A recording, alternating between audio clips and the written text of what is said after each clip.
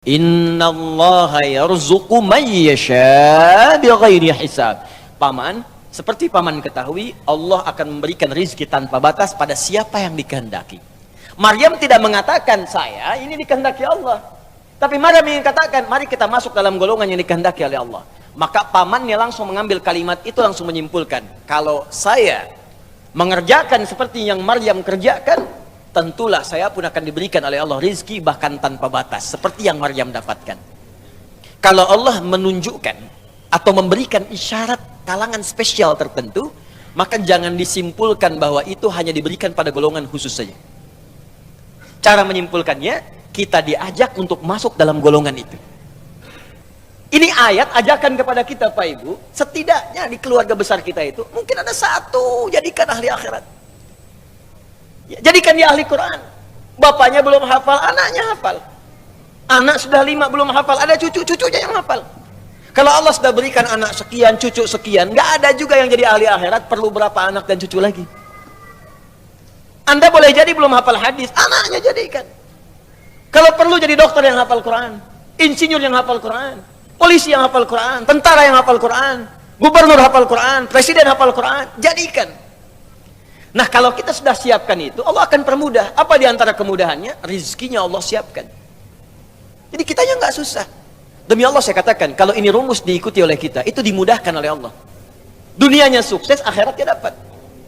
Ketika hidayah Allah datang, dan dididik, dilatih dari sejak kecil untuk mendekat kepada Allah, maka semua yang keluar di lisannya Allah, Allah, Allah, Allah. Qalat huwa min indillah.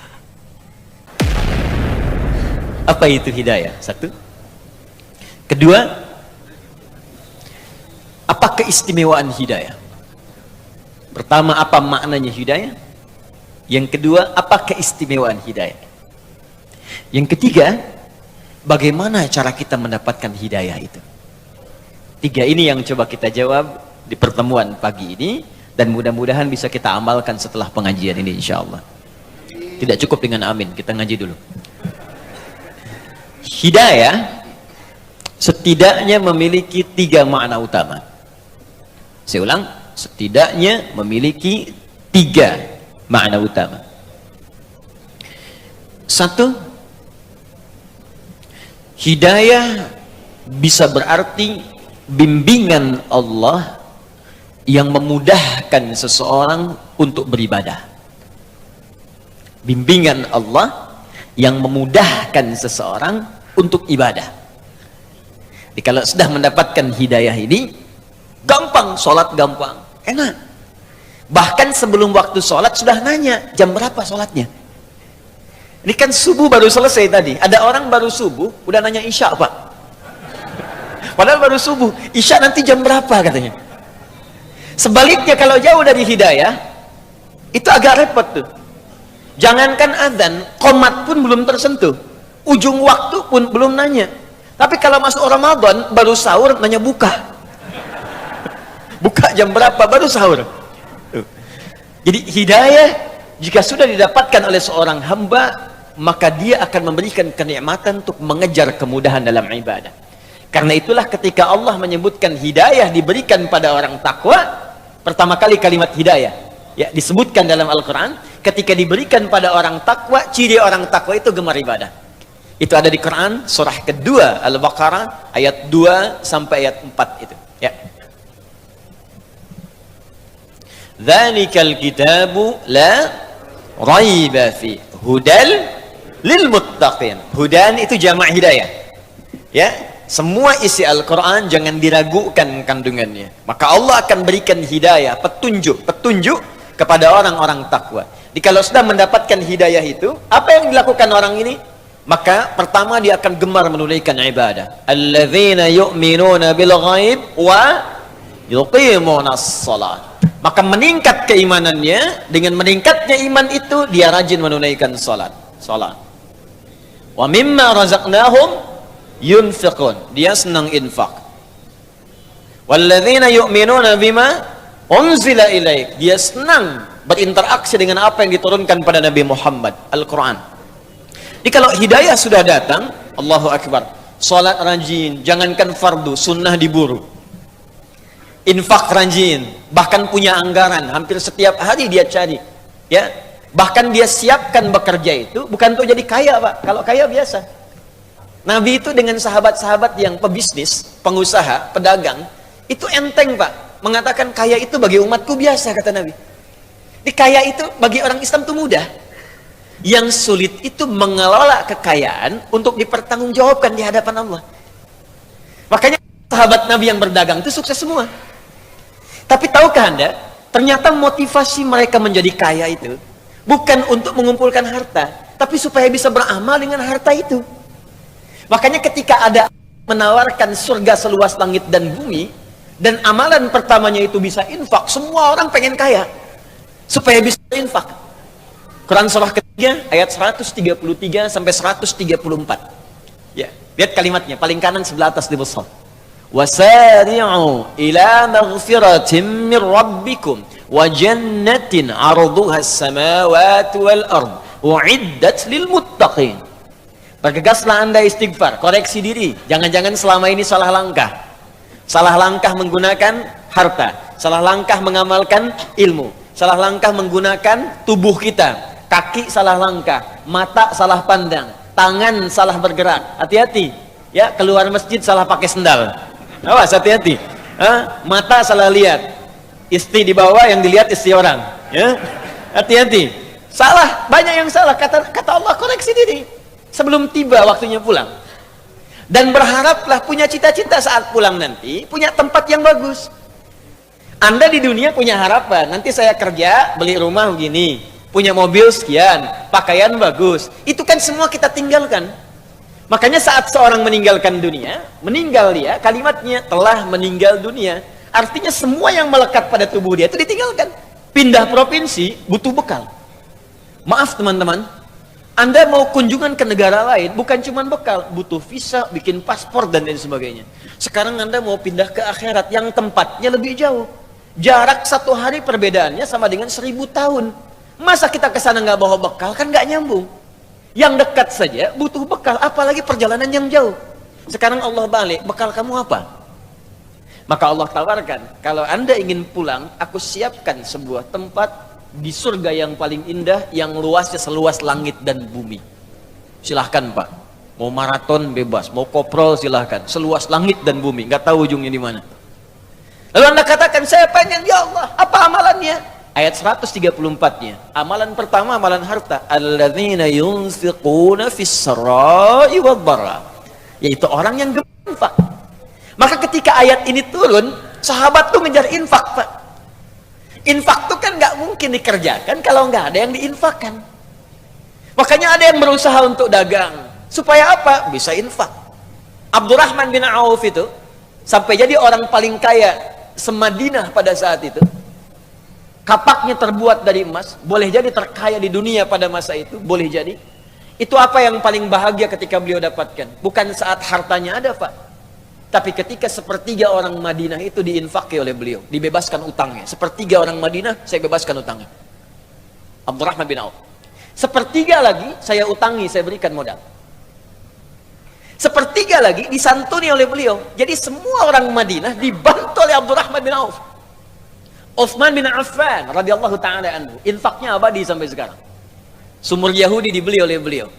Yang tadinya setiap orang datang bayar, kata Utsman, nggak usah, sekarang ambil ya kalau haus. Ada kebun kurma sekitarannya dibeli oleh Utsman, lapar ambil. Sampai sekarang itu masih ada, akan jadi pemukiman, setiap ada bagian dari situ disimpan di Bank Saudi, diinfakkan, disedekahkan atas nama Utsman bin Affan. Sudah 15 abad. Menantu Nabi, sahabat Nabi, orang yang paling dekat dengan Nabi, disebut pemalu. Bahkan malaikat Jibril datang kepada Nabi, kalau ada Utsman ikutan malu malaikat. Tuh. Masih bisa kerja untuk infak. Antum sahabat Nabi bukan, menantu juga bukan. Malaikat turun belum tentu malu lihat antum. Sekarang antum masih pengen ngejar dunia, apa persiapan Anda untuk akhiratnya? Dan Anda merasa satu saat kita akan pulang. Mungkin hari ini kita meninggal. Apa persiapannya? Maka kalau sudah Allah berikan hidayah kepada kita, maka persiapan akhirat itu lebih mudah, Pak. Enak gitu. Mau bangun, mau tahajud, seketika, bahkan bertanya, bahkan nyiapkan waktunya. Mau baca Quran, bahkan udah siap-siap, punya agenda. Sehari 1 juz, sehari 1 juz, 30 hari khatam. Saya mau tanya pada Bapak Ibu, siapa yang ingin ke surga angkat tangan? Masya Allah. Yang surganya Firdaus. Yang pengen bersama Nabi. Pertanyaan saya, untuk hari ini saja, berapa ayat yang telah Bapak Ibu agendakan untuk baca Quran ke surga itu? Cita-cita Firdaus bersama Nabi. Baru 1 ayat, itu pun 1 huruf lagi. Sod. Di mana persiapan kita? 1 ini. Jadi pentingnya hidayah, pertama, hidayah bisa bermakna kemudahan untuk menunaikan ibadah. 2, hidayah bisa juga berarti perlindungan yang Allah berikan untuk membebaskan dari setiap kesulitan. Perlindungan yang Allah berikan untuk membebaskan dari setiap kesulitan. Saya seringkali istilahkan solusi dari persoalan yang kita alami. Walaupun tingkat kesulitannya paling tinggi. Bapak Ibu kalau hari Jumat itu ada 2 surah dalam hadis yang diisyaratkan untuk dibaca. 1 ada Yasin, yang kedua ada Al-Kahf. Al-Kahfi, apa artinya Al-Kahfi? Gua. Kenapa disebut surat gua Al-Kahf? Karena ada kisah yang terkait dengan gua itu. Kalau kahfun itu dalamnya lebar, Pak. Agak besar guanya. Sehingga yang masuk itu tidak hanya 1, 2. 3 bisa masuk, 5 bisa masuk, 7 bisa masuk. Kenapa surah ke-18 ini disebut dengan Al-Kahfi? Kahfun, bukan gharun, karena di situ akan dikisahkan beberapa orang pemuda. Ada yang menyebut 5, ada yang menyebut 7. Artinya lebih daripada 1 dan 2. Mereka dikejar-kejar, terdapat kesulitan yang luar biasa, sedang punya problem, masalah. Bahkan masalah ini bisa berpengaruh kepada jiwa. Kalau bukan intimidasi, bisa dieksekusi. Dahsyat, Pak. Anda bayangkan, mohon maaf ya, beberapa orang pemuda sedang bertarung dengan nyawa. Kesulitan itu bukan kesulitan biasa. Bukan kesulitan sekedar harta benda, pekerjaan yang belum didapat, uang bulanan yang belum diraih, kesulitan di perjalanan yang terkadang dengan macet. Bukan, taruhannya nyawa. Kalau ketahuan, selesai eksekusi. Kesulitan tingkat tinggi. Lalu mereka berlindung, datang, masuk ke dalam sebuah gua. Tapi yang paling menarik, ketika Allah memberikan perlindungan kepada mereka, apa yang disebutkan oleh Allah yang menyertai perlindungan ini? Buka di ayat ke-13-nya, di paling kiri di pertengahan, surah ke-18. Innahum fityatun amanu bi rabbihim wazidnahum huda. Mereka itu para pemuda yang sedang mengalami kesulitan luar biasa. Bahkan bertarung dengan nyawa. Taruhannya eksekusi. Tapi dia beriman kepada saya, kata Allah. Beriman kepada Rabbnya, yang disebutkan Rabb. Sifat rububiyahnya masuk di situ, yang merawat, melindungi, memberikan bekal, mencukupkan, memberikan kenikmatan. Ketika dia beriman kepada saya, kata Allah, zidnahum huda, aku tambahkan hudan. Jamak dari kata hidayah adalah hudan. Ketika aku berikan hudan, aku lindungi dia. Bahkan kami tautkan hati mereka, warabatna ala qulubihim. Kami berikan kekuatan, konsistensi dalam hati mereka, dan dapat perlindungan kemudian di gua itu. Saking nikmatnya kalau sudah mendapatkan perlindungan dari Allah, Bapak Ibu sekalian, semua masalah selesai. Saya tanya pada Anda ya, maaf nih, maaf sekali. Di gua, senikmat-nikmatnya tinggal di gua, dengan tinggal di rumah, nyaman mana?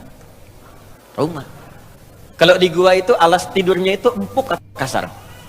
Kasar, keras. Gelap atau terang? Gelap. Kok bisa ada orang tinggal di gua, katanya tempatnya keras, kasar, gelap, tapi saking nikmatnya tidur sampai 309 tahun. Ada orang tinggal di rumah yang mewah, kasurnya empuk, bahkan ada kasur itu untuk kesehatan. Kamarnya fasilitas lengkap, tapi setiap 30 detik bangun. Disibukkan oleh kesulitan dirinya sendiri. Ini orang tinggal di gua, tempatnya terlihat sempit, keadaannya keras, ya gelap, tapi bisa nikmat tidur sampai 309 tahun, gak ada yang ganggu, dan diatur oleh Allah semua. makannya cukup, cahaya cukup, setiap bolak-balik cahaya matahari itu masuk di setiap sudut, nikmat 309 tahun. Bisa enak aja bangun, kayaknya baru semalam kita tidur. Kalau hidayah Allah sudah datang, maka kenikmatan hidup itu akan tiba, solusi setiap masalah akan hadir, sekalipun Anda tinggal di tempat yang paling sempit, keadaan batas, tapi kalau hidayah sudah datang, maka semuanya akan terlihat mewah dan nyaman dalam kehidupan. Jadi hidayah, bagian kedua, jika kita sudah mendapatkannya dari Allah, maka dia bisa berwujud solusi dari setiap persoalan yang kita alami. Satu, bisa kenikmatan ibadah. Dua, bisa jadi solusi dari setiap persoalan yang dialami. Tiga, hidayah bisa berarti jalan menuju kesuksesan dan kebahagiaan. Kalau sudah dapat hidayah, sukses, bahagia. Sukses, bahagia. Tiga, sukses dan bahagia. Ini sering kali saya ungkapkan. Bapak Ibu, ada sukses dan bahagia. Satu, ada sukses, ada bahagia saja. Kalau sukses saja, belum tentu bahagia. Itu bahasa Arab standarnya fauz namanya. Turunannya disebutkan 29 kali dalam Al-Quran. Turunan ini bisa berarti faiz, izah, faizin, ya. Itu artinya kalau ada yang namanya fauzi, faiza, fauz, faizin, fauzan, orang yang diharapkan sukses dalam kehidupannya. Walaupun belum tentu bahagia. Secara bahasa. Kalau diharapkan bahagia saja, bahagia, tapi belum tentu sukses. Itu bahasa Arabnya fariha, fa, ra dan ha. Ya, farhan, farah. Itu bahagia. Jadi kalau yang diberikan nama farhan, diharapkan bahagia selama hidupnya, walaupun belum tentu sukses. Sekarang saya tanya, pilih mana? Sukses tidak bahagia atau bahagia tapi nggak sukses? Kaya tapi gelisah atau miskin tapi tenang? Tidak ada pilihan ketiga, jangan milih. Pilih mana? Pasti pengen yang ini. Karena itu Allah sudah mengerti isi hati kita, Allah sudah paham. Sebelum diungkapkan sudah tahu. Bahkan sebelum saya sampaikan tadi, di hatinya sudah berbisik pengen ini. Dalam bahasa Arab, sukses dan bahagia kalau disatukan itu namanya falah. Falahun. Kalau Anda beli kamus bahasa Inggris dan Arab, menemukan kalimat falah, itu terjemahannya success and happiness. Ya. Sukses dan bahagia. Ya, bahagia dan sukses. Falah. Orangnya disebut muflih. Kalau kita bekerja sudah menggenggam kesuksesan, kebahagiaan, disebut aflah namanya. Ya, saya menggenggam kesuksesan. Sudah saya genggam, tidak ingin saya lepaskan. Saya bahagia. Maka tambahkan hamzah di depan awal kalimatnya, harakatnya fathah, a. Maka jadi aflah. Allah berjanji setiap orang beriman, kata Allah, aku janjikan kalau dia bisa mengikuti petunjuk Allah akan menggenggam kesuksesan dan kebahagiaan. Buka Quran surah ke-23 ayat pertama. Quran surah 23 ayat pertama. Surah orang-orang beriman. Bahasa Arabnya al-mu'minun. Qad aflahal mu'minun. Aflah. Qad aflaha. Pakai huruf tahqiq di ilmu nahwu. Qad aflaha. Orang beriman itu kata Allah, aku pastikan. Begini cara menerjemahkannya. Aku pastikan setiap orang beriman akan menggenggam kebahagiaan dan kesuksesan dalam hidupnya. Qad aflahal mu'minun. Kalau sudah bahagia, maka dirubah langsung oleh Allah, bukan pekerjaan lagi, langsung menjadi bentuk orang, subjeknya. Maka pindahlah kemudian orang-orang bahagia ini disatukanlah dengan hidayah. Jadi kalau Anda ingin mendapatkan kebahagiaan itu, pesan kuatnya, maka ambil hidayah Allah itu. Nah, hidayah ini dalam bentuk jamak bahkan diberikan oleh Allah. Disebutkanlah di Quran surah kedua Al-Baqarah ayat yang kelima. Orang bahagianya disebut muflih, jamaknya muflihun. Al-Baqarah ayat kelima. Ulaika ala hudam mir rabbihim wa ulaika humul muflihun. Ulaika ala hudan min rabbihim wa ulaika humul muflihun. Bahkan pakai hum. Kalau kita ngaji hum ini di ilmu nahwu, Allah bisa mengatakan begini di luar Quran, ulaika ala hudan min rabbihim wa ulaikal muflihun. Bisa. Tapi ketika humnya muncul, ini bukan sekedar kata ganti atau dhamir, tapi disebut dengan taukid, penguat. Kata Allah, perhatikan cara menerjemahkannya. Kita pakai ilmu balaghah di sini. Ulaika ala hudan min rabbihim. Mereka itu adalah orang-orang yang terus diberikan hidayah oleh Allah. Wa ulaika humul muflihun. Karena dia dapat hidayah Allah, maka aku pastikan, aku jamin, kata Allah, dia akan selalu sukses dan bahagia dalam setiap kehidupannya.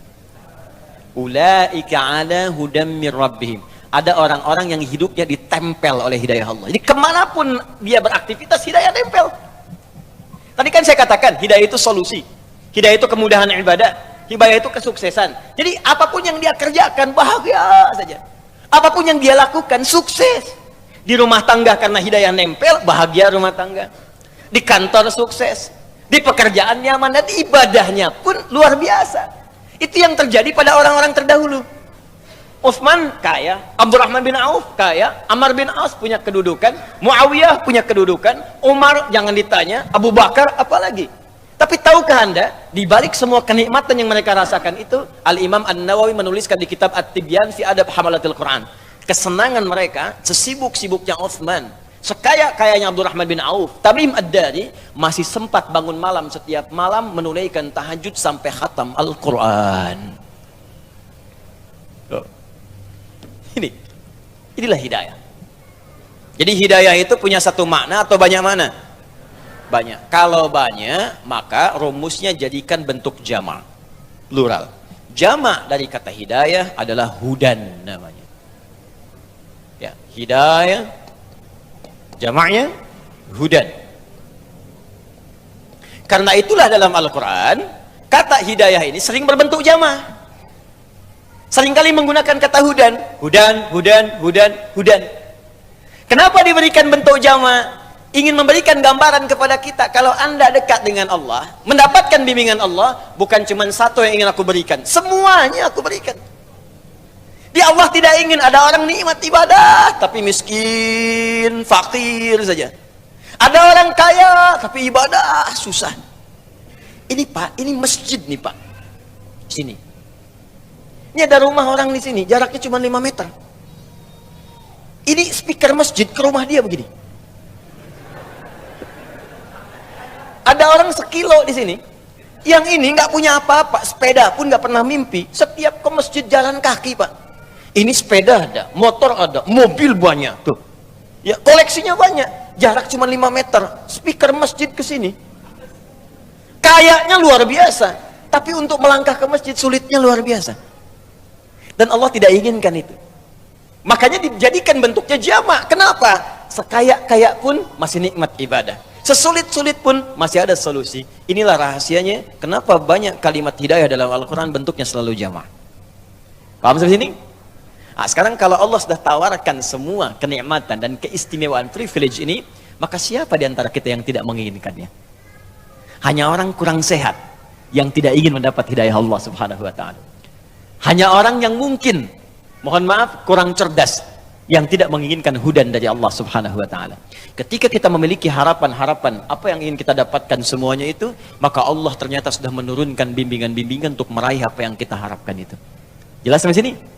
Baik, maka dari itu pertanyaan pertama sudah terjawab, apa makna hidayah? Pertanyaan kedua pun sudah terjawab, ya, apa manfaat dari hidayah? Sekarang kita masuk ke bagian yang ketiga. Bagaimana cara kita mendapatkan hidayah itu? Apakah harus mencari setiap orang yang namanya hidayah? Ambil. Atau ada tips dalam Al-Quran yang bisa kita ikuti? Baik. Saya tanya dulu sebentar supaya saya bisa petakan durasi waktunya. Kita sampai jam berapa hari? 12. Oh, baik. Ya, siap. Siap. Ya. Anda sampai jam 12, saya jam 10 pulang. Harus lanjut. Ya, kita selesai jam 10 kurang seperempatan lah ya. Jadi saya bagi waktu, mungkin ada pertanyaan kita bisa diskusikan. Untuk mendapatkan hudan, setidaknya ada dua jalan yang paling utama yang disebutkan dalam Al-Quran. Ada dua cara. Satu, jalan pertama adalah dengan cara meningkatkan takwa kepada Allah. Bentuknya lebih banyak disebutkan dalam bentuk ibadah ritual. Persamaannya begini Pak, Bu. Semakin meningkat takwa, akan banyak semakin diberikan hudan, hidayah. Kalau takwa kita meningkat, ini datang semakin cepat.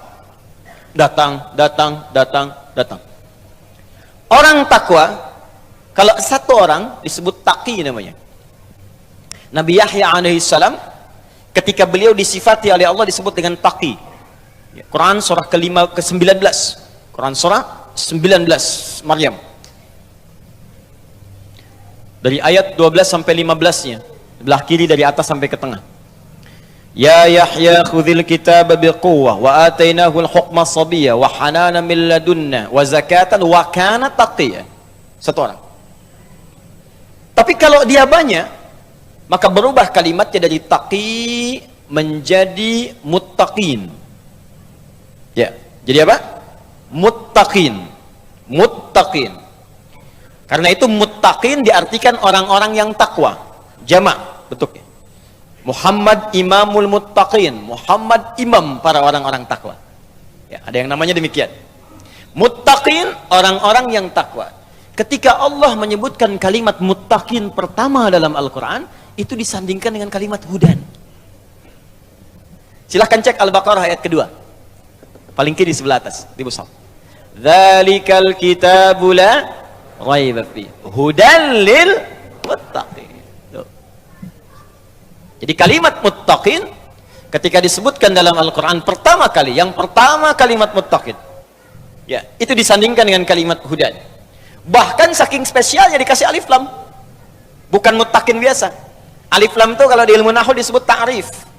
Ada ta'rif, ada istighraq. Ta'rif menunjukkan spesial, khusus, beda dengan orang biasa.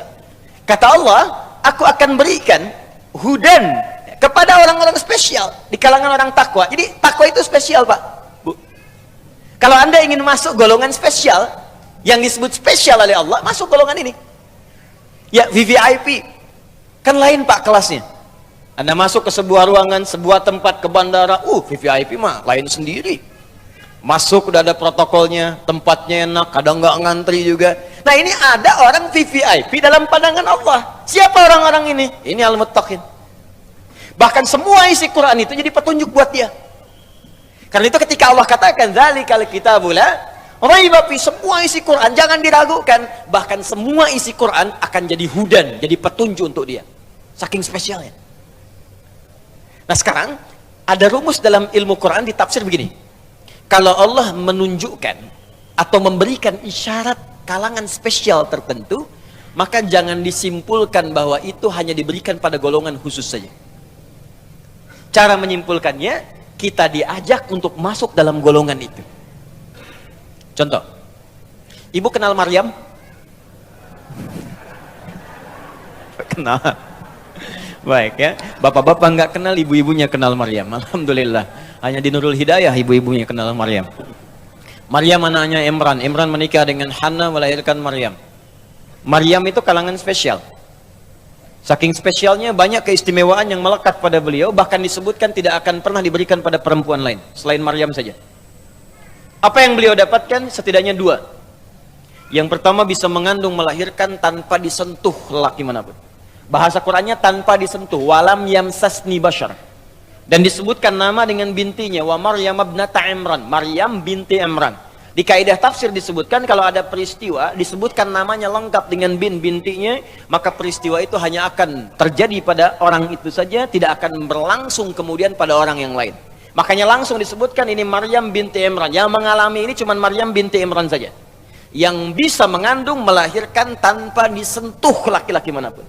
Kalau yang mengandung, melahirkan tanpa bapak banyak, tapi yang tidak disentuh laki-laki manapun cuma Maryam binti Imran. Supaya nanti tidak ada orang mengaku di kemudian hari, saya pun Maryam kok. Bisa mengandung, bisa melahirkan, iya. Tapi bukan tidak disentuh tanpa bapak. Anda Maryam binti apa? Maryam binti Asep, Pak. Balik. 2. Lihat Quran surah ketiga ayat 37. Paling kiri sebelah bawah. Quran surah ketiga ayat 37. Maryam mendapatkan keistimewaan. Allahu Akbar. Semua rizkinya langsung Allah yang turunkan. Hadir tanpa banyak ikhtiar-ikhtiar dari manusia-manusia sekitarnya.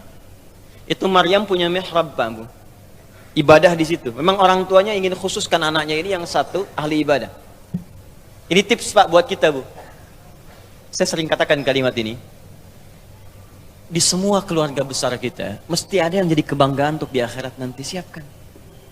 Jangan cuma dunia. Kalau dunia udah banyak, Pak. Bahkan perlombaannya sekarang nggak kurang menarik. Saking banyaknya orang. Jangankan orang beriman. Kalau jadi juara matematika, yang belum beriman pun bisa. Kalau cuma dapat Nobel, yang belum beriman juga banyak. Kalau cuma jadi orang kaya, yang belum beriman juga bisa. Tapi ada perlombaan yang tidak semua orang bisa mendapatinya. Perlombaan untuk bisa mendapatkan status terhormat saat kembali kepada Allah Subhanahu wa taala. Kesiapkan oleh kita. Imran ini bukan nabi, Pak. Bukan rasul. Hana kalangan biasa. Tapi dia berpikir kita mesti punya kebanggaan di hadapan Allah. Saat pulang nanti siapa yang kita banggakan? Ya sudah sejak dalam kandungan, sudah ini saja nih. Anak saya kalau kita lahir anak kita pas sekarang, kita siapkan untuk jadi kebanggaan di hadapan Allah. Makanya di ayat 35-nya itu sejak mengandung sudah bernadar. Idh qalat imra'atu Imran rabbi inni nadhartu laka ma fi batni muharrara fataqabbal minni. Ya Allah, aku bernazar anak yang kukandung sekarang ini aku siapkan untuk berkhidmat kepadamu saja. Aku ingin punya kebanggaan di akhirat nanti ya Allah. Ada yang memberikan mahkota ke kepalaku. Ada yang jadi kebanggaan dengan izin memberikan syafaat kepada kami orang tuanya. Ini ayat ajakan kepada kita Pak Ibu, setidaknya di keluarga besar kita itu mungkin ada satu jadikan ahli akhirat. Ya, jadikan dia ahli Quran. Bapaknya belum hafal, anaknya hafal. Anak sudah 5 belum hafal, ada cucu-cucunya yang hafal. Kalau Allah sudah berikan anak sekian, cucu sekian, nggak ada juga yang jadi ahli akhirat, perlu berapa anak dan cucu lagi. Anda boleh jadi belum hafal hadis, anaknya jadikan. Kalau perlu jadi dokter yang hafal Quran, insinyur yang hafal Quran, polisi yang hafal Quran, tentara yang hafal Quran, gubernur hafal Quran, presiden hafal Quran, jadikan. Silakan raih dunia kita dengan ridha Allah, dengan kemuliaan akhirat yang dijanjikan. Dapatkan itu. Nah, kalau kita sudah siapkan itu, Allah akan permudah. Apa di antara kemudahannya? Rizkinya Allah siapkan. Jadi kitanya nggak susah. Demi Allah saya katakan, kalau ini rumus diikuti oleh kita, itu dimudahkan oleh Allah. Dunianya sukses, akhiratnya dapat. Apa jadinya? Lihat ayat 37-nya. Fataqabbalaha rabbuha biqabulin hasanin wa ambataha nabatan hasana wa kaffalaha Zakaria. Kullama dakhala 'alaiha Zakaria al-mihrab wajada 'indaha rizqa. Ketika orang tua berikhtiar dengan benar, dia siapkan anaknya untuk benar-benar fokus menaati semua ketentuan Allah, didekati Allah, diberikan nama yang baik, diambil guru yang baik dan soleh untuk mengajarkannya, pintar dan soleh, ditempatkan di lingkungan yang mendekatkan dia dengan Allah. Kalau konteks kita sekarang, carikan pesantren yang bagus, sekolah yang mendekatkan dengan Allah, cari guru-guru yang soleh bukan sekedar pintar. Yang pintar banyak sekarang, yang baik itu yang kurang. Yang cerdas banyak, yang soleh yang dibutuhkan sekarang. Kata Quran, cari yang soleh dan pintar. Cari tempat belajar yang bagus. Cari lingkungan yang bagus. Kalau itu sudah didapatkan, fataqabbalaha rabbuha, aku terima kata Allah. Kalau Allah sudah terima, wa ambataha nabatan hasana, biar aku yang selanjutnya menanggung semua keperluan-keperluan dia. Allah yang selesaikan semua. Karena itu setiap Nabi Zakaria datang memberikan kebutuhan Maryam, itu Imran, Bapak Ibu sekalian, meminta bantuan kepada saudaranya. Ya, Zakaria itu masih kolega. Nabi Zakaria nabi. Setiap dibawakan kebutuhannya untuk diajarkan Maryam itu, kullama dakhala 'alaiha Zakaria al-mihrab wajada 'indaha rizqa. Sudah ada semua kebutuhannya di situ. Kalimatnya umum, rizqa. Pakaian ada, makanan ada, buah-buahan ada, segala ada. Kullama, setiap kali masuk, bukan sekali 2 kali masuk. Nabi Zakaria nanya, ngetes kepada Maryam. Ya Maryamu, anna laki hadza? Maryam, dari mana semua ini? Kan paman yang antarkan, kan paman yang siapkan, karena papa mintakan. Tapi setiap saya masuk sudah ada, dari mana semua ini? Ketika hidayah Allah datang dan dididik, dilatih dari sejak kecil untuk mendekat kepada Allah, maka semua yang keluar di lisannya Allah, Allah, Allah, Allah. Qalat huwa min indillah. Maryam menjawab, semua dari Allah. Kalau anak kecil dari kecil itu didekatkan kalimat Allah, tasbih, tahmid, istighfar yang baik-baik, itu keluar Allah. Keluarnya kalimat thayyibah. Kepleset astagfirullah, otomatis tuh. Ya, mau makan langsung doa, naik kendaraan langsung doa. Dari kecil diperkenalkan seperti itu, Pak. Ada setahun lalu kurang lebih itu ada anak kecil tuh yang mau disuntik di rumah sakit tuh. Ya, karena dia dekat dengan kalimat-kalimat itu, begitu mau disuntik, astagfirullah, ampuni aku ya Allah, ampuni aku ya Allah. Anak kecil mau disuntik. Hah? Orang dewasa berbuat salah nggak kenal istighfar, anak kecil disuntik sudah istighfar. Tapi kalau didekatkan dengan ya, keduniaan semata, yang dunia yang dikejar. Yang mau disuntik, otayo, ada, habis semua lah. Ada mau sholat masih main TikTok, ada. La haula wala quwwata illa billah. Boleh. Nah, syahidnya, ya esensi dari pernyataannya bukan sekedar yang ini, teruskan. Innallaha yarzuqu may yasha bighairi hisab. Paman, seperti paman ketahui, Allah akan memberikan rizki tanpa batas pada siapa yang dikehendaki. Maryam tidak mengatakan saya ini dikehendaki Allah, tapi Maryam ingin katakan mari kita masuk dalam golongan yang dikehendaki oleh Allah. Maka pamannya langsung mengambil kalimat itu, langsung menyimpulkan, kalau saya mengerjakan seperti yang Maryam kerjakan, tentulah saya pun akan diberikan oleh Allah rizki bahkan tanpa batas, seperti yang Maryam dapatkan. Rizki itu bukan cuma makanan, bukan cuma pakaian, ketenangan rizki, keturunan rizki. Nabi Zakaria tenang sudah, makanan cukup, pakaian ada, yang belum ada keturunan. Bahkan medis memvonis sudah tidak mungkin dapat keturunan. Karena istrinya, maaf ibu, divonis monopos dan mandul, nggak mungkin punya keturunan. Tapi karena kalimat tadi, Allah tidak punya batas dalam pemberian. Apa yang Maryam kerjakan yang belum Nabi Zakaria pernah dapatkan adalah ibadah di mihrabnya itu. Makanya Nabi Zakaria langsung beribadah di mihrab itu, menunaikan sholat. Saat sholat di mihrab dikerjakan itu berdoa. Doanya diabadikan di Quran surah 3 ayat 38 sampai 39. Ya, hunalika da'a Zakaria rabbah. Tanpa menunggu waktu yang lama, Nabi Zakaria langsung kerjakan. Lihat, ini yang nanti mau saya ajarkan. Tanpa menunggu waktu yang lama, seketika dikerjakan di mihrab itu. Apa yang beliau kerjakan? Beliau tunaikan salat, berdoa kepada Allah. Qala rabbi habli min ladunka dzurriyyatan thayyibah. Ya Allah, engkau punya sifat Wahhab, pemberi tanpa batas. Orang mengatakan aku punya keterbatasan. Orang mengatakan istriku tak mungkin bisa mengandung. Maka ketika orang katakan mustahil, aku memohon kepadamu yang tidak punya batas dalam pemberian. Innaka sami'ud du'a. Aku yakinkan ya Allah, aku saksikan engkau yang maha mendengar doa. Kalau kepada yang maha mendengar doa saja tidak dijawab, kepada siapa lagi aku mesti minta. Anda tahu apa yang terjadi? Beliau sedang sholat, masih berdiri dalam sholatnya, belum selesai sholatnya, baru selesai baca doanya. Saking cepatnya jawaban Allah, tidak menunggu selesai sholat. Begitu selesai berdoa, langsung turun malaikat. Ayat 39-nya. Fanadatul malaikatu wa huwa qaimun yusalli fil bihr. Seketika turun malaikat, sedangkan beliau belum selesai sholatnya, baru selesai doa, masih berdiri dalam sholatnya. Annallaha yubashshiruka bi Yahya. Allah kasih kabar, istrimu akan mengandung, bahkan namanya langsung diberikan oleh Allah Yahya. Artinya hidup. Yang kata orang mustahil, lahir dari rahim seorang perempuan yang monofos dan mandul, bayi yang hidup, kata Allah nggak ada yang mustahil bagiku, lahir dan jadi dia. Namanya Yahya. Syahidnya, yang penting bagi kita, fokus. Ketika ada tawaran dari Allah, maka cepat ambil. Nabi Zakaria dapat isyarat dari Maryam, seketika diambil. Maka Allah memberikan isyarat di sini. Siapa yang mau jadi golongan spesial ini? Siapa yang ingin masuk dalam golongan muttaqin, yang mendapatkan hudan, dapat segala kenikmatan ini, kenikmatan ibadah, solusi persoalan, sukses dan bahagia? Ketika Allah menawarkan dan memberikan isyarat dalam kalimat al-muttaqin, maka rumus Qur'annya cepat ambil ini, cepat dapatkan. Setiap ada peluang, cepat raih. Nah, ini sekarang persoalan kita sekarang. Ketika Allah meminta kita cepat mendapatkan itu, ada banyak orang yang menjauhinya. Katanya ingin kaya, dikasih jalan kaya, nggak diambil. Katanya ingin bebas dari masalah, diberikan solusi, nggak dikerjakan. Katanya ingin tenang, diberikan jalan ketenangan, tidak ditempuh. Atas mau kamu apa, Joni? Oke, nah sekarang jalannya sudah ada, muttaqin. Pertanyaan, siapa muttaqin itu? Maka tidak disebutkan kalimat muttaqin kecuali bersanding dengan ibadah. Lihat ke atasnya. Takwa bersamanya ibadah.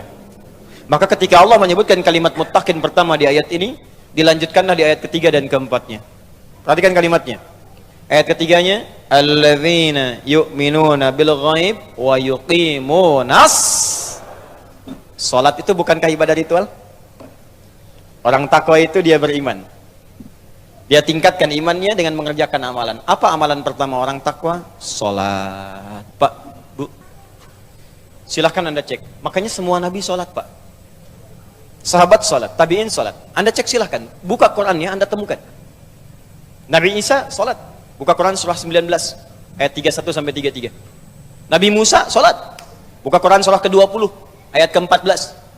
Innani anallahu la ilaha illa ana fa'budni wa aqimis salata lidzikri. Kalimat Allah kepada Nabi Musa. Nabi Ismail salat, bahkan minta keluarga besarnya salat. Buka Quran surah 19 ayat 55. Wa kana ya'muru ahlahu bis shalah. Dan Nabi Ismail itu meminta semua keluarganya salat. Bahkan wahyu yang diwahyukan pada Nabi Muhammad itu kata Allah sama persis perintah-perintahnya seperti nabi-nabi dulu. Dari sejak Rasul pertama diutus Nabi Nuh. Nabi Adam nabi, bukan Rasul. Ya, saya pernah jelaskan ini. Kalau nabi diberikan risalah, misi untuk pribadinya saja, dengan yang terdekat. Kalau Rasul diberikan misi untuk umat. Kenapa Nabi Adam bukan Rasul tapi nabi? Karena saat Nabi Adam turun umat belum ada. Yang ada cuma Adam dan Hawa. Ya, umatnya nggak ada, makanya adanya Nabi. Nuh alaihissalam sudah ada umat, diangkatlah jadi Rasul. Ketika Allah menyebutkan wahyu yang diberikan pada Nabi Nuh, itu sama persis dengan Nabi Muhammad. Hanya Nabi Muhammad lebih sempurna. Dari mana taunya Ustaz? Buka Quran surah keempat ayat 163. Paling kiri sebelah atas di mushaf. Quran surah keempat An-Nisa ayat 163. Inna auhayna ilaika. Muhammad, sungguh ta'zimun nafsi, pakai inna. Sungguh dengan keagunganku, kata Allah. Dengan segala kedahsyatan yang aku berikan kepada setiap rasulku. Perhatikan, aku berikan wahyu kepadamu sama persis kama auhayna ila nuhin wan nabiyina min ba'di. Sama persis yang aku berikan kepada Nuh alaihissalam dan nabi-nabi setelahnya sampai kepada engkau Muhammad sallallahu alaihi wasallam bin Abdullah bin Abdul Muttalib bin Hashim bin Abdul Manaf bin Qusay bin Murrah bin Kilab bin Ka'ab bin Ghalib bin Fihr bin Malik bin Nadar bin Kinana bin Khuzaimah bin Mudrika bin Ilyas bin Nizar bin Mudar bin Ma'ad bin Adnan bin Addi bin Adri bin Muqawwam bin Nahur bin Tarikh bin Ya'rub bin Yasub bin Nabit bin Ismail alaihissalam bin Ibrahim alaihissalam bin Azar aw bin Nahur bin Tari bin Amir bin Kinan bin Arfakhshad bin Sam bin Nuh alaihissalam bin Mihlail Batushala bin Kinan bin Anwas bin Tis bin Adam alaihissalam. Coba ulangi. Sama persis. Jadi Nabi semua sholat sebelumnya. Sholat. Untuk apa? Meningkatkan takwa. Kenapa mesti takwa? Supaya mudah. Makanya ketika Allah menyebutkan kalimat takwa, kemudahannya datang. Buka Quran surah ke-65. Di ayat 2 dan 3. Wa may yattaqillaha yaj'al lahu makhraja wa yarzuqhu min haitsu la yahtasib. Siapa yang mampu meningkatkan takwa, aku berikan solusi. Semua kesulitannya aku mudahkan. Aku kirimkan rezeki bahkan dari sisi yang tidak dia duga. Anda ingin bahagia? Takwa. Lihat akhir ayat 189 di surah Al-Baqarah. Lihat ujung ayatnya. Wattaqullaha la'allakum tuflihun. Kalau kamu ingin takwa, kalau kamu ingin bahagia kata Allah, ingin sukses, tingkatkan takwa. Anda masih belajar di kampus, pengen pintar, ilmu pengen cepat datang, Allahu Akbar. Takwa juga. Buka Quran surah kedua di akhir ayat 282, paling kiri sebelah bawah, persis paling bawahnya. Wattaqullah wa yu'allimukumullah. Tingkatkan takwamu kepada Allah, aku tambahkan pengetahuan. Datang min ladunna ilma, dari kami, makanya disebut ilmu laduni. Bukan nggak belajar, dia ikhtiar. Dia belajar, dia mendekatkan takwa kepada Allah, tapi proses pembelajarannya dipercepat oleh Allah karena takwanya. Logikanya begini, logikanya. Anda dekat dengan pimpinan, akses mudah. Dekat dengan dosen, mudah belajar. Ya, dekat dengan orang-orang berpengaruh, dapat bagian kemudahannya.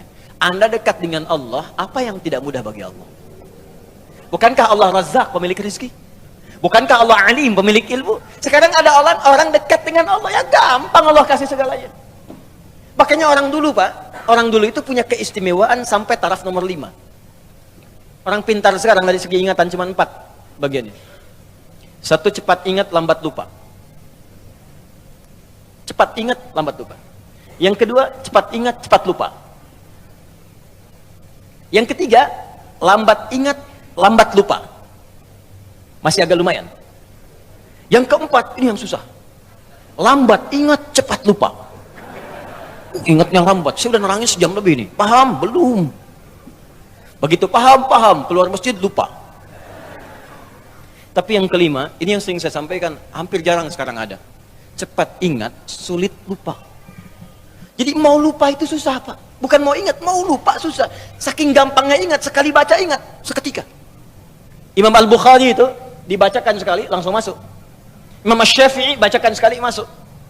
Hafal Quran usia 7 tahun, 10 tahun Al-Muwatta. Al-Muwatta lebih tebal daripada ini. Hafal. Al-Bukhari itu dibacakan, hafal seketika. Diuji Pak di Irak, datang ke sana. Katanya mau silaturahim, begitu datang, kayak sidang ujian. Yang uji langsung 10, bukan cuma 3-4 lagi, 10 orang ulama terbesar. Diuji hadis. Kata ini anak muda hebat hadisnya. Di letter U Pak, beliau duduk di sini, dikelilingi ulama begini. Setiap orang menguji 10 hadis. Setiap hadisnya diacak orang-orangnya, sanadnya. Matanya diacak, sanadnya diacak. Isinya diacak, sanadnya pun diacak. Setiap orang. Begitu satu orang menguji dengan 10 hadis, silahkan. Apakah menurut anda hadis ini benar? Kata Al-Bukhari, sebentar, teruskan dulu aja 10-10-nya, biar sekalian. Teruskan 10-10-nya biar sekalian.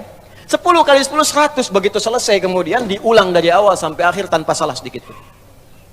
Yang ini sanadnya benar tapi matanya salah, yang ini matanya benar tapi sanadnya salah. Ini ada yang ketukar, ini bagian ini bukan ini bukan ini bukan ini, semuanya. Sampai diakuilah, kemudian ditetapkan pada saat itu dengan Imam Muhaddithin Al-Bukhari. Nabi bukan, Rasul bukan, dipercepat oleh Allah. Jadi kalau takwa itu sudah meningkat, apa rahasianya? Takwa meningkat, datang semua ini. Sekarang kalau anda tanya, amalan takwa itu apa? Pertama sholat. Sholat Pak. Makanya ketika Allah memaksa kita untuk sholat dengan hukum wajib, sebetulnya bukan ingin membebani Pak.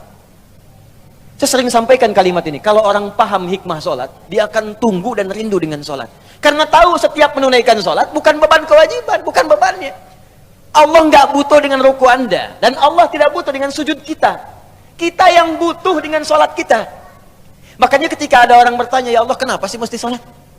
Maka Allah perdengarkan di setiap telinga kita, 24 jam tak berhenti. Ya, telinga bahasa Arabnya udhun, jamaknya disebut azan. Maka ada azan yang dikumandangkan setiap hari. 5 kali dalam setiap pergantian waktu. Subuh ganti ke siang, zuhur, azan lagi. Ganti ke asar, azan. Ganti ke maghrib, azan. Bahkan mau malam pun masih azan, diperdengarkan. Yang paling dahsyat, azan tidak pernah dalam waktu bersamaan semuka bumi. Selalu ada perbedaan. Tanah Kusir azan, tiba-tiba Jakarta sana azan. Jakarta selesai masuk Tangerang azan, Tangerang azan sampai ke Serang azan, Serang azan selesai Banten, Pandeglang azan. Terus ternyata semuka bumi 24 jam azan tidak pernah berhenti. Apa itu azan? Bukan sekedar panggilan, tapi kalimat yang ingin disampaikan pada setiap orang yang mempunyai telinga dan pendengaran. Azan. Ketika diperdengarkan ada syahadat, Allahu Akbar, Allahu Akbar. Makanya tidak sedikit ada orang-orang itu, Pak Ibu sekalian, masuk Islam karena dengar azan. Dulu pernah ada orang cuma nonton, dia kuliah tuh di luar negeri. Ya. Kemudian di flatnya itu bukan cuma orang Islam, ada temannya non muslim. Yang muslim ini bagus nih, bisa dibiasakan. Dia terbiasa dengan hal-hal Islami. Bahkan tayangan TV pun dia putar yang channel One itu dari Mekah tentang sholat, baca Quran. Ini bisa kita biasakan. Ke kantor, kalau sedang senggang baca mushaf, baca hadis. Mungkin bagi sebagian orang dengan izin Allah dapat hidayah lewat kebiasaan kita. Begitu sedang membuka tayangan itu, muncullah sedang sholat isya, tayangan persiapan sholat isya langsung dari Masjidil Haram. Yang non muslimnya tiba-tiba datang, yang muslim ini cuma iseng nanya begini, kawan, menurut kamu berapa jumlah orang yang ada di masjid itu? Temannya bilang begini, ya mungkin 1000, 2000 lah. Ya. Apa jawab yang si muslim ini? Ada di sana sekarang setidaknya 500.000 orang sebelum dilakukan perluasan. 500.000 orang. Pertanyaan kedua, perhatikan kalimatnya. Menurut kamu, berapa lama waktu yang dibutuhkan untuk membuat mereka semua rapi seketika? Dia berpikir sejenak, kemudian dia jawab, mungkin seminggu 2 minggu kayak. Seminggu 2 minggu, sepekan 2 pekan. Kata si muslim ini, aku akan tunjukkan kepadamu, tidak sampai 5 menit semuanya akan rapi dan baris. Kata yang kawan tadi, mustahil, gak bisa itu. Tadi kan, rasionalitasnya jalan. Ketika rasio sudah mulai jalan, maka mudah bagi Allah memberikan hidayah dan hikmah kepada jiwanya. Maka seketika kata temannya yang muslim, sekarang coba lihat. Begitu qamat Allahu Akbar, Allahu Akbar. Wah sudah, yang tawaf berhenti semua. Yang tadinya duduk berdiri semua, siap. Bingung temannya. Wah, jangan dulu jangan dulu bingung, lihat dulu nih. Begitu sudah imam yang mengatakan istau, istaqimu. Wah, semua rapi. Saat takbir, Allahu Akbar, semua angkat tangan takbir. Maka apa respon yang non muslim ini? Dia katakan kepada yang muslim, tolong tunjukkan kepadaku bagaimana caranya masuk Islam, karena ini bukan agama buatan manusia. Hidayah. Ada orang nonton sholat isya masuk Islam, ada orang sudah Islam gak mau sholat isya. Orang udah komat nunggu dekat subuh. Jadi bisa jadi asbab hidayah. Dan yang paling menarik begini Pak, kadang dalam keseharian, kenapa cuman Anda yang dengar azan? Kenapa Anda yang lihat, Anda pulang kerja, bisa kan lewat jalan lain, tapi kenapa Anda bisa melewati orang sholat? Kok bisa melihat orang ke masjid? Kok tiba-tiba lewat ke tempat masjid yang sedang azan? Itu kan hidayah. Sebetulnya Allah sedang jemput kita. Ketika Anda bertanya, kenapa kami sholat ya Allah? Dijawab lagi di suara azan. Hayya 'alas shalah. Kenapa sholat ya Allah? Teruskan. Hayya 'alal falah. Tuh, falah. Sukses dan bahagia. Ketika engkau bertanya, kenapa kami mesti sholat? Aku jawab, kata Allah, suara muadzin tuh. 24 jam aku perdengarkan padamu. Tanpa putus. Supaya kamu bahagia. Supaya kamu senang. Supaya kamu lancar. Supaya kamu gak punya masalah. 24 jam. Kalau sekali diingatkan, belum sadar, mungkin wajar. 24 jam diingatkan, gak sadar-sadar. Anda manusia bukan? 24 jam. Datang terus, kedengaran terus. Gak sadar juga. Perlu apa lagi?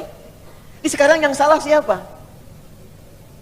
Jangan lagi Anda salahkan Allah. Ya Allah, kenapa saya mesti begini? Why me ya Allah? Why not, kata Allah. Kamu saya kasih nggak diambil-ambil. Makanya kalau kita sadar, cara berpikirnya begini, sholat membuat kita bahagia, maka semua orang akan menunggu waktu sholat. Karena itu ketika Anda punya masalah, kalimat sholat itu ketika disebutkan di Quran, bersanding dengan solusi. Quran surah kedua ayat 45.